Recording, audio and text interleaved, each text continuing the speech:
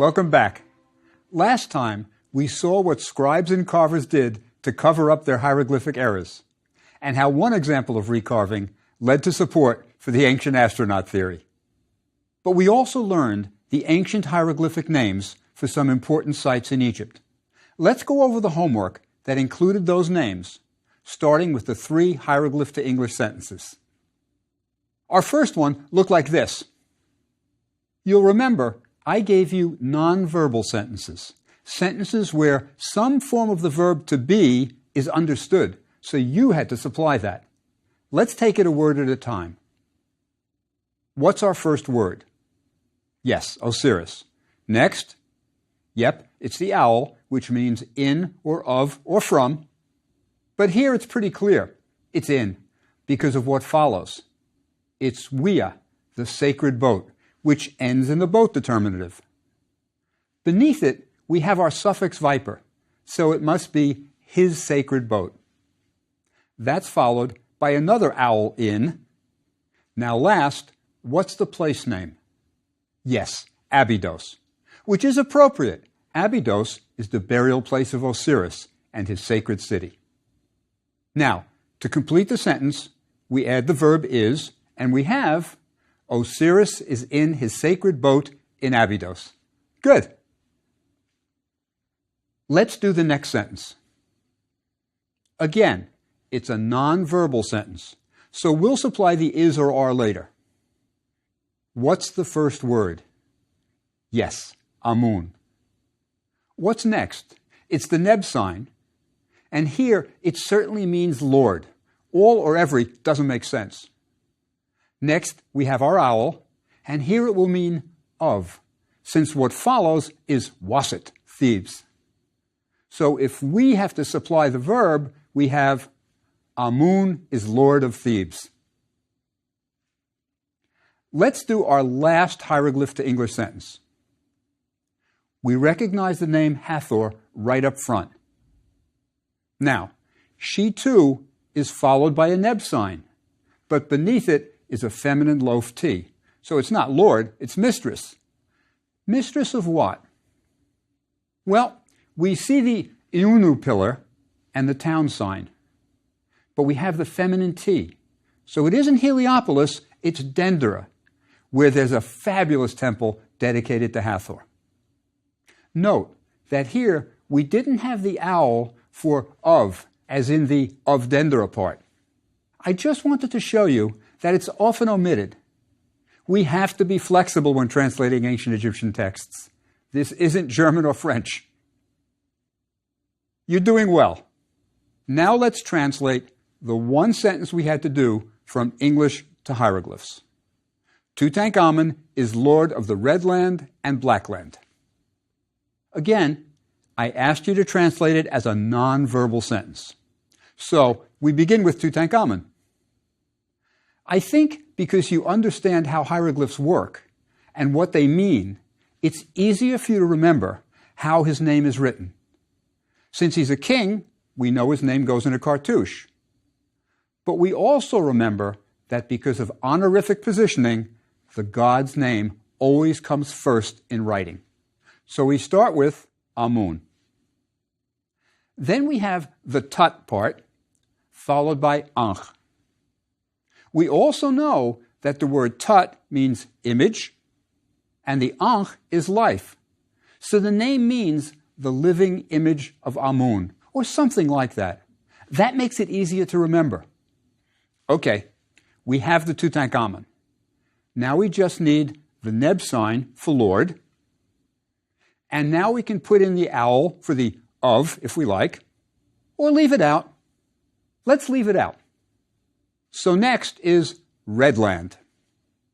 Again, the flamingo is a triliteral, D-sh-r, desher, which is the word for red. And last, we need Black Land, which is Kemet, the same as Egypt. And that's our sentence. Tutankhamun is Lord of the Red and Black Lands, written as a non-verbal sentence. Very good. I hope you're having as much fun with this as I am. Now, put on your scribe's robe, get your reed pen. It's time for our hieroglyph lesson.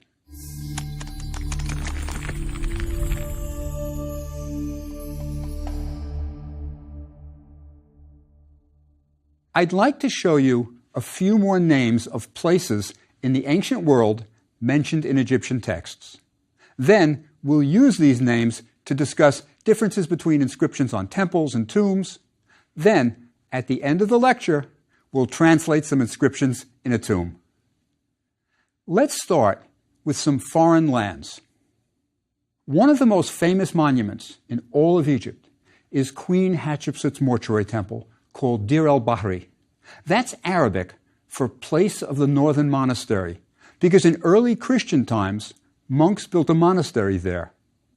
In Hatshepsut's time, her temple was called Djeser Djeseru, holiest of holy places. Mortuary temples were where priests would make offerings to the Ka, or soul of the deceased pharaohs. You see, when you died, you didn't just go away. You still needed maintenance. Prayers had to be said, offerings had to be made, so you would continue in a happy existence in the next world. These transactions with the next world took place at the mortuary temples of the pharaohs. On the walls of these temples, the pharaohs carved texts and scenes describing the events of their reigns that they were most proud of. On Hatshepsut's temple, she boasts that she erected 2 tall granite obelisks in only 7 months. But she was even prouder of the trading expedition she sent to the land of Punt. On the temple walls, Punt is spelled like this. The phonetics are pretty clear. The reed mat P, the rabbit UN biliteral, the water sign N phonetic complement, and the loaf T, followed by the foreign land determinative. But just where Punt was is not so clear. We know that the trading vessels sailed south on the Red Sea. From the carvings on the temple wall, we know the inhabitants of Punt lived in thatched huts on stilts, and that they had frankincense and myrrh trees. Today, the best guess is that Punt is where either modern Eritrea or Somalia is, near Ethiopia. Hatshepsut's record of the Punt expedition is important. It is the earliest depiction we have of a sub-Saharan African culture. I view it as the first ethnographic study in history. Hatshepsut didn't go, but scenes on our temple wall show the queen of Punt greeting the expedition. The queen is obese, as is her daughter. Possibly they suffer from elephantiasis. But as I mentioned, Punt supplied Egypt with incense, probably shipped north on the Red Sea. I think this may be why Punt was also called the God's Land.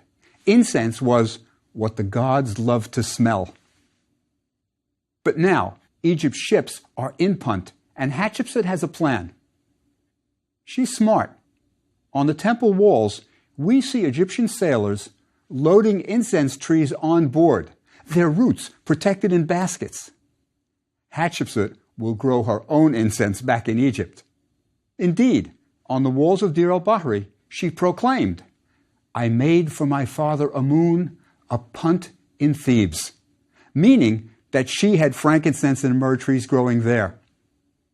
Today, when you visit the temple, you can still see the roots of the trees brought back from the faraway land of Punt.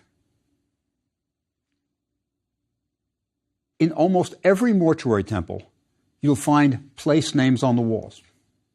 It was a big deal to go to a foreign country. On the mortuary temple of Ramses the Great, we hear how he defeated the Hittites, ancient inhabitants of modern Turkey. The name of their land was written like this, and it was pronounced something like Khati. We often have a second source for how a foreign land's name was pronounced, usually the ancient language of that country, so that helps us recreate the pronunciation. Ramses also subdued the Nubians, the people to the south of Egypt in modern Sudan. Nubia is a relatively modern term from Roman times. In ancient Egypt, it was called Kush. The largest building ever constructed by one pharaoh is the mortuary temple of Ramses III, which was called the Mansion of Millions of Years. Like other kings, Ramses boasted of his military prowess, and he had a special reason to brag. During his reign, Egypt was invaded by a confederation of foreigners from several countries. Some came from the Palestine-Syria region, and their land was called something like Rechinu. Other members of this confederation came from Crete, and they were called the 𝓀D. The autobiographical texts on the mortuary temples contain so many battle scenes that when Napoleon's savants saw them, they couldn't imagine such brutal scenes being carved on temple walls, and so they assumed these structures were palaces.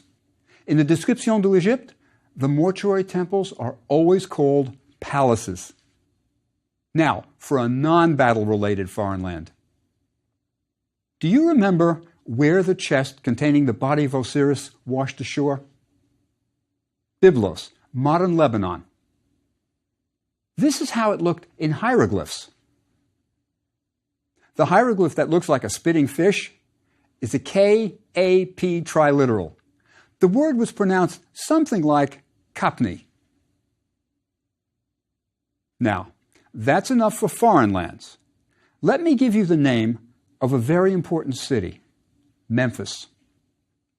We're already quite familiar with Thebes, or Waset, the religious capital of ancient Egypt. But in the north, for many centuries, Memphis was the administrative capital. We know Thebes better because it was in the dry south, where papyri, temples, and tombs are all better preserved. The water table was much higher where Memphis was located, so most of the monuments are gone, sunk into the mud. Memphis was written like this, and was pronounced Men Nefer, the beautiful monument. It even has a pyramid determinative. Most of the major cities in ancient Egypt had a triad of patron deities. At Memphis, it was Ptah, the creator god, his wife, Sekhmet, the lion-headed goddess, and their son, Nefertum. At Thebes, it was Amun, Mut, and their son, Khonsu.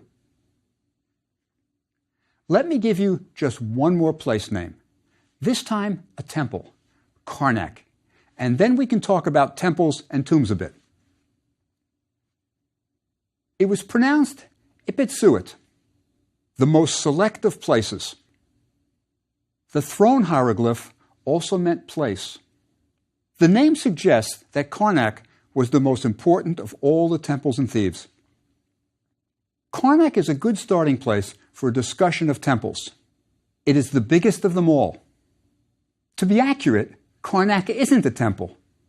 It's a cluster of temples built over centuries, with successive pharaohs adding their temples to gain favor with the gods. This group of temples was situated on the east bank of the Nile in what the Greeks called Thebes and what the ancient Egyptians called Waset. The other large Theban temple complex was about 1.5 miles away and is today called Luxor Temple. Sometimes, temple was written Necher-Per. These temples were viewed as the god's house. This is a very important concept, one that made prayer in ancient Egypt very different from prayer today. You don't disturb a god in his house. You don't go there to pray. Many of the temples at Karnak were devoted to Amun, so many of the buildings were viewed as his house, and the ordinary people were not expected to go visit him. There was no day of prayer in ancient Egypt, nor a time during the day when the Egyptians were supposed to pray at home. When tourists visit Egyptian temples, sometimes they notice that there's no place for the people to sit. That's right. As a matter of fact, temples always had large enclosure walls around them to keep the people out.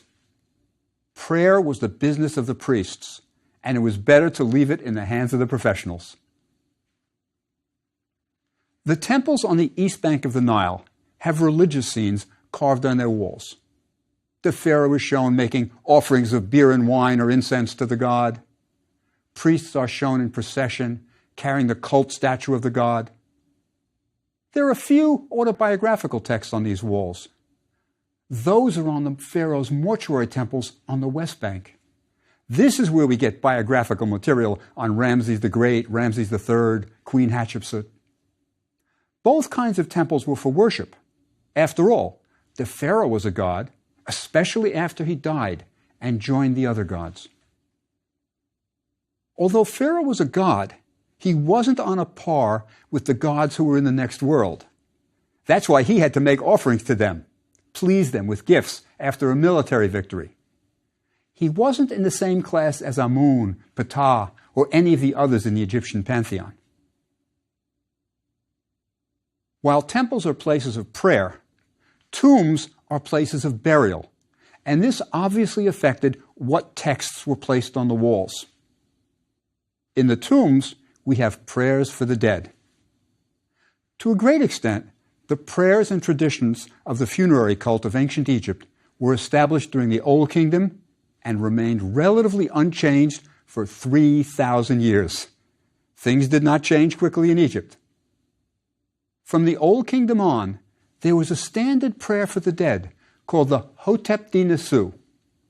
I think that just from the sound, you might be able to get an inkling of what it's saying. There are 3 words there: Hotep, D, and Nesu. Which can you translate? I think Hotep is the easiest. To be pleased. What about D? To give. The hardest one is the Nesu. Let me show you the hieroglyphs for the entire phrase, and then you'll probably figure it out. The Nesu is the first 2 hieroglyphs. The sedge plant was called the sut plant in ancient Egypt. It was feminine, and thus the loaf tea.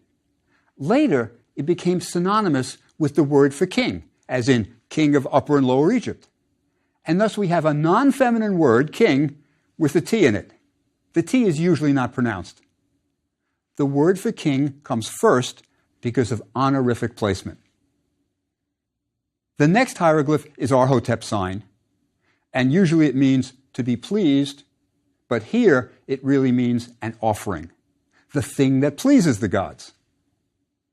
The last hieroglyph is the D, to give. So the phrase meant something like, may the king make an offering. The idea was that you were a member of the court, and you hoped the king would make offerings to the gods on your behalf. Over the centuries, the prayer would vary a bit, but it always began, 𝀁Decoding, may the king give an offering, even if you weren't a member of the court and had never known the king. Let's look at the next section of the prayer. May the king give an offering to whom? Yes, Osiris. And that makes sense. He's the god of the dead, and you want him pleased, so he'll accept you into the next world. Note that often his name is written without the god determinative. Then come 2 hieroglyphs we have seen.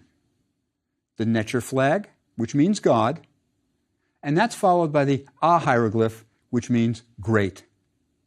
So Osiris is being called the great god. The Neb hieroglyph, Lord, is then followed by a city we've seen in our homework, Abydos, the sacred city where Osiris was buried. So Osiris is also Lord of Abydos. Abydos was so sacred that every Egyptian wanted to make a pilgrimage there to make an offering to Osiris. Now, let's look at the next section of the prayer. Well, we start with a verb, to give.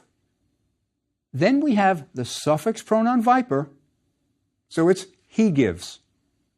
Actually, as you'll see in a minute, it's so he may give. Okay, what's he giving? Well, that nice little arrangement of 4 hieroglyphs around the house translates as vocal offerings of bread and beer. The house hieroglyph, I think, represents the tomb. The tall, thin hieroglyph within it is the or, that was part of the word for voice, cheru. So it's an abbreviation for voice. Something said in the tomb is a prayer.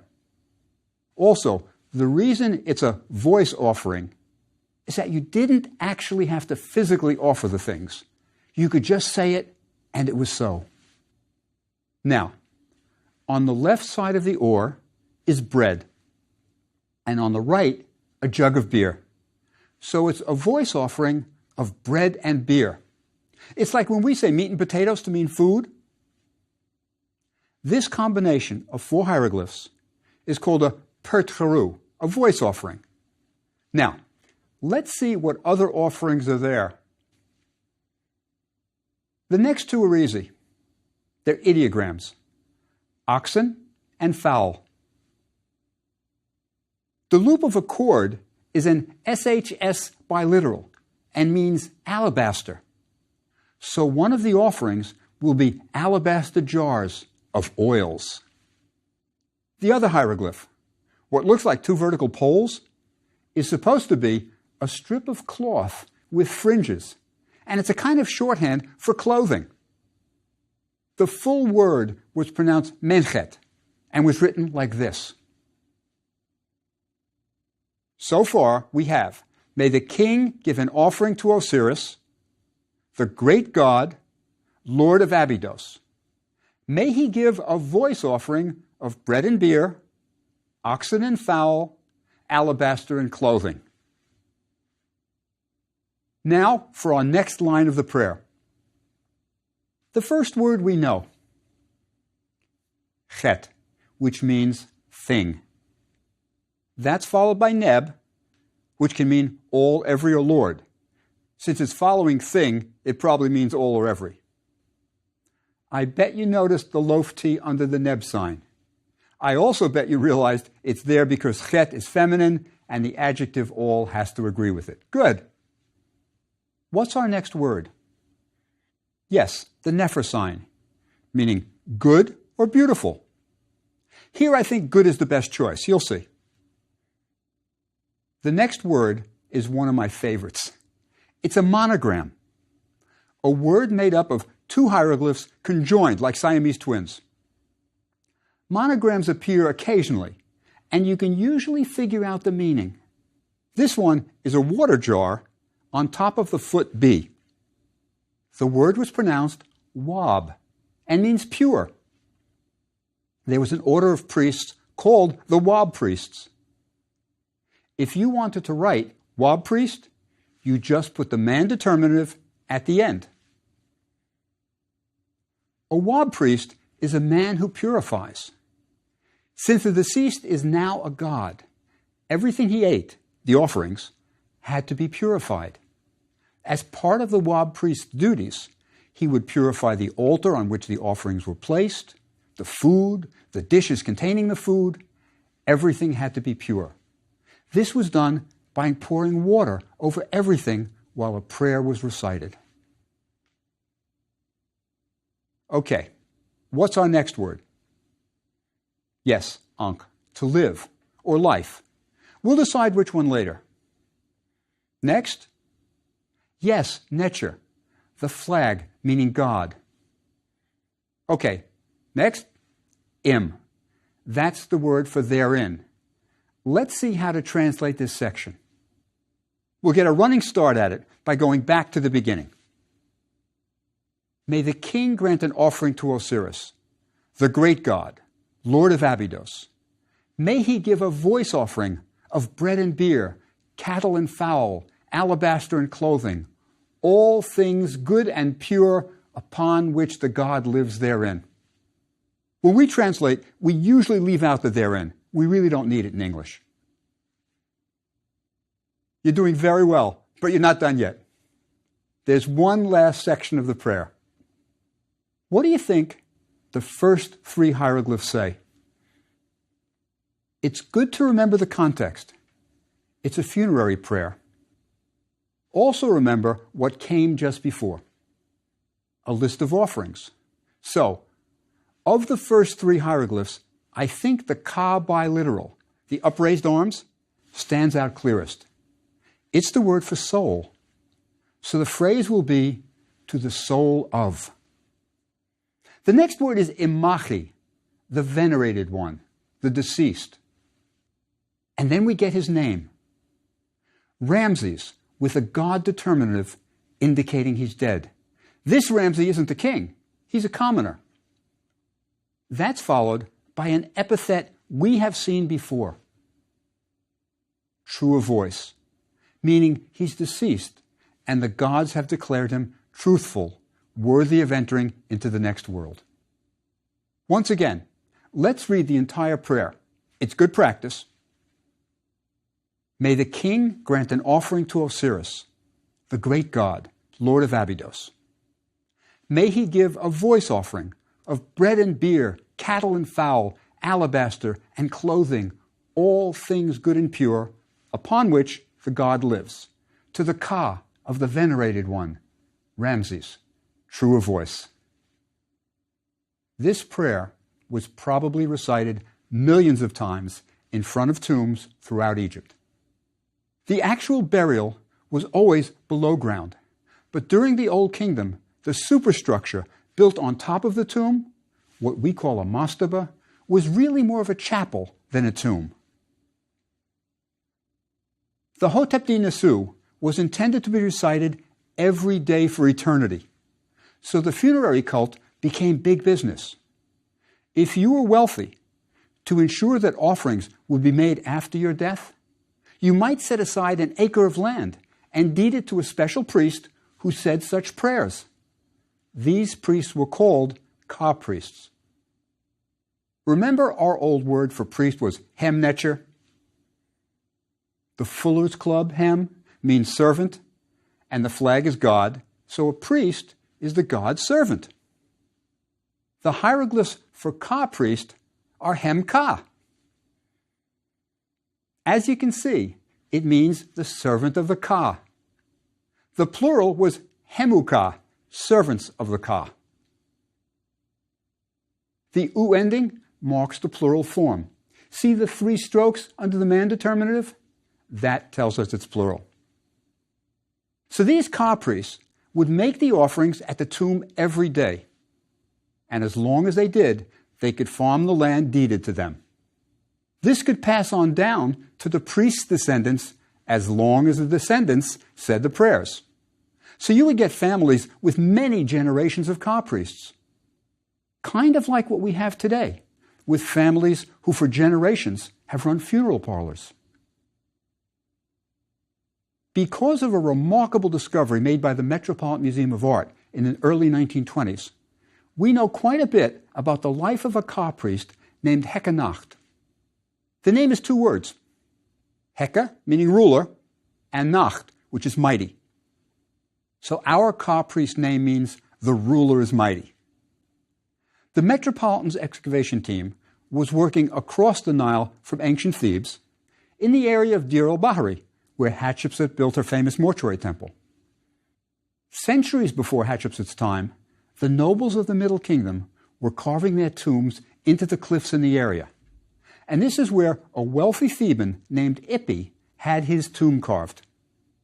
He was a thoughtful planner and put aside more than 50 acres as an annuity for his Ka priest, so the Hotep Nesu would be recited daily. Ippy died before the tomb was completed, and he was interred in his unfinished tomb. As far as we know, his Ka priest recited the prayer and made the voice offering, but then he died. His son, Hekanacht, who lived in a village in the north named Cedar Grove, then moved to Thebes to take over his father's duties as Ka priest. Hekanacht was now responsible both for saying his prayers and overseeing their family estate in Cedar Grove. And he began writing a series of letters that he intended to send home, giving very specific instructions about how his property should be protected, what prices to get for crops, what wages to pay. Hekanacht wrote these letters inside the tomb, where he seems to have set up his office out of the blistering Theban sun. As he wrote each letter on papyrus, he folded it into a small packet and sealed it, so no one but the intended recipient would read it. When he completed each letter, he placed it in a wooden box, intending to send the entire batch back to Cedar Grove. But he never did. We have these letters because of a remarkable sequence of events. Ippy's tomb was a large one, so his descendants sold some space in the tomb to a man named Messa. When Messa died, it seems he had a hasty burial while Heckenach was away from the tomb. In the rush, Heckenach's letters and some of his writing equipment were swept up in the rubble left over from preparing Messa's tomb. And there his undelivered letters lay for nearly 4,000 years, till the Metropolitan Museum of Art excavated the tomb and found them. Okay, car priests, it's homework time. Now that you're an expert on the funerary cult of ancient Egypt, let me give you a variation of the Hotep Dinasu to translate for your homework. I'll give you 2 tips for your translation. First, the hieroglyph of the head in profile translates to something similar to our face hieroglyph. Second, there are 2 names in the prayer. Just sound them out and you'll get them. You've heard both. I'll see you next time.